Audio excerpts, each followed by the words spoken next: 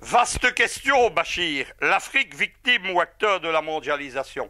Là, il faut tout d'abord quelques mots sur la mondialisation. La mondialisation, c'est un vieux sujet. J'écrivais déjà là-dessus il y a 30 ans. J'ai notamment écrit à l'époque un livre sur la guerre économique Europe-USA. J'ai fait toute une série d'articles lorsqu'on avait la discussion des accords du GATT, les accords généraux du commerce mondial, qui ont permis et précédé la mondialisation. À l'époque, qu'est-ce qu'il faut retenir? C'était la guerre économique Europe-USA, et la mondialisation a été une façon pour les Américains de sortir de cette guerre et d'inclure l'économie européenne directement dans leur sphère d'activité économique. Dans tout ça, dans cette mondialisation, la mondialisation, c'est une guerre économique. Ce qu'on appelle mondialisation, en fait, c'est la tentative des Américains de s'emparer et de contrôler l'économie mondiale. Pas seulement les matières premières ou le pétrole, mais tout. Il y a un très important volet dans la mondialisation, c'est le volet culturel, puisque les Américains considèrent que la culture est une industrie comme les autres, et donc il s'agit d'imposer la civilisation américaine, McDonald's, Hollywood, toutes les vomissures de l'impérialisme américain dans le domaine culturel, au peuple, et il s'agit de détruire les cultures populaires. La France particulièrement, avec son exception culturelle, est une cible de tout cela, et ça explique que bien qu'ayant le gouvernement actuellement, un des gouvernements les plus pro-américains dans l'Union européenne, la France résiste quand même au niveau de la culture. Quelle est la place de l'Afrique là-dedans? Je vais parler brutalement. Je ne suis pas quelqu'un qui manie la langue de bois. Je ne parle pas non plus pour être populaire. Je parle pour expliquer, je parle pour essayer de me faire comprendre, et je parle pour créer une réaction. Il y a actuellement, dans la géopolitique mondiale, dans ce qu'on appelle le grand échiquier, il n'y a que quelques grands acteurs, quelques grands joueurs. La Chine, les États-Unis, et la Russie qui est en train de réémerger comme très grande puissance. À côté de ça, il y a quelques cavaliers. Ceux qui ont pratiqué le jeu d'échecs savent ce qu'est un cavalier. C'est une pièce qui a un certain degré d'autonomie. Les cavaliers, ce sont d'anciennes puissances, la France, la Grande-Bretagne, la Pologne par exemple. Et ce sont aussi des puissances économiques comme le Qatar, les Émirats du Golfe. Tous les autres, ce sont des pions sur le grand échiquier. Et malheureusement, les Africains, les pays africains sont des pions que l'on manipule, que l'on déplace et que l'on sacrifie. Et les pays de l'Union européenne sont tous des pions avec lesquels on joue de la même façon. À l'exception de 2-3 grands pays, comme je viens vous expliquer, et l'Allemagne également avec sa puissance économique. Là-dedans, Bachir, on entre dans les fondements même de la géopolitique. Je voulais dire une chose, pour moi la géopolitique c'est une science. Il ne s'agit pas simplement de mettre géopolitique dans le titre d'un article ou géostratégie. Il ne s'agit pas de mettre des cartes ou d'employer un vocabulaire. Il faut comprendre à quoi sert cette science. Cette science, elle vise à un but principal qui est de garantir des États puissants, et la puissance étant la clé de leur indépendance et de leur liberté. La notion fondamentale dans tout cela, dans la géopolitique telle que je la conçois, c'est la dimension. La dimension donne précisément la puissance. Vous comprenez ici, Bachir, que ce que je donne, c'est une vision de la géopolitique. C'est pour ça que je me définis comme un géopoliticien, c'est-à-dire que je crée des concepts, et que je ne suis pas un géopolitologue qui est quelqu'un qui parle de ce qu'il a lu ou qui étudie les concepts des autres.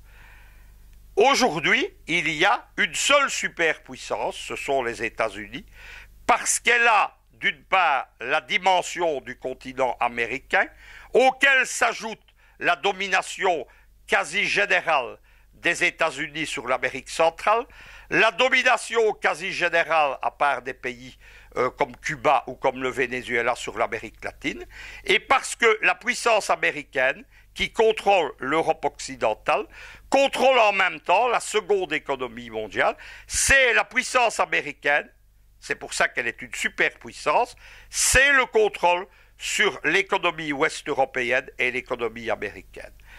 Quand on met ça bout à bout, on comprend par exemple pourquoi la Chine n'est qu'une grande puissance régionale, malgré ses prétentions à être la première économie. Elle ne l'est pas. Elle l'est si vous prenez séparément les éléments de l'empire financier, économique et politique américain.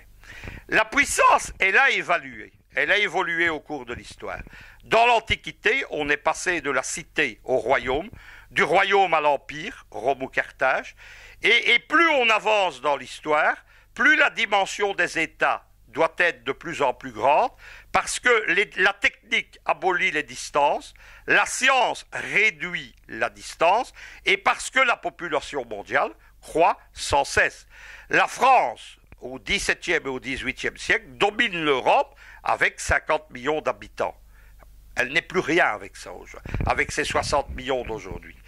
La dimension au début des années 60, c'était des groupes d'États. Il y a eu le rêve de la nation arabe, Kadhafi, Saddam Hussein, Nasser, le Bas syrien, et l'Union européenne qui a démarré assise. À la fin des années 80, c'est déjà fini. On passe à une notion qui est l'État-continent. C'est là-dessus que résonnent les géopoliticiens américains comme Brzezinski, et c'est au début des années 80 que Jean Thiriard et moi-même, nous créons l'école géopolitique euro-soviétique et nous concevons un thème qui est en pleine actualité aujourd'hui, c'est la grande Europe qu'on appelle aussi l'Eurasie, la grande Europe eurasiatique de Vladivostok à Reykjavik. À ce moment-là, des panafricanistes réfléchissent, ils l'ont déjà fait avant, mais ils réfléchissent à ce thème d'État-continent, et celui qui concrétise ça, en grande partie d'ailleurs sous l'influence des théories de la géopolitique de la Grande Europe, ce qu'on appelle la géopolitique des grands espaces, c'est Mouammar Kadhafi.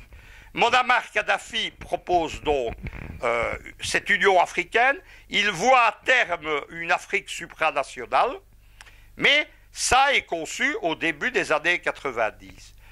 Aujourd'hui, nous sommes 20 ans plus tard, les géopoliticiens américains ou chinois ne raisonnent pas 20 ans en arrière avec des concepts dépassés comme le panafricanisme à l'ancienne ou le paneuropéisme à l'ancienne.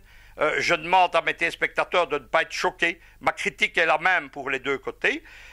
Les géopoliticiens américains et chinois, ils raisonnent à l'horizon 2050, à l'horizon 2100. Et ils raisonnent sur le thème d'une superpuissance capable justement, et la mondialisation, la globalisation de l'économie en est un des moyens pour les Américains, capable de dominer le monde. Qu'est-ce que je dis? Je dis qu'il faut apporter une réponse à cela. Et c'est le concept que j'ai introduit récemment, qui intéresse beaucoup d'Africains, beaucoup d'Européens, dont on commence à parler en Russie, c'est l'axe Eurasie-Afrique.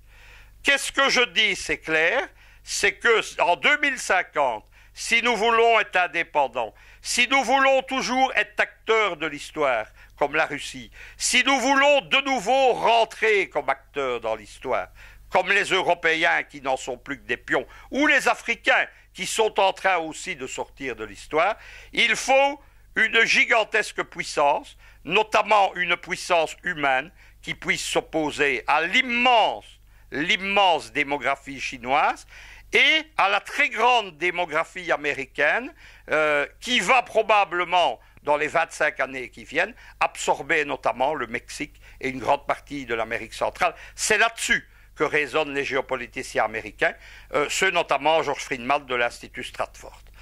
La clé de tout cela, c'est de savoir si l'on veut être libre, si l'on veut être indépendant, si nous voulons vivre et travailler et exploiter nos richesses pour nos peuples, pour nous-mêmes, ou si nous voulons continuer à être colonisés, recolonisés, néocolonisés.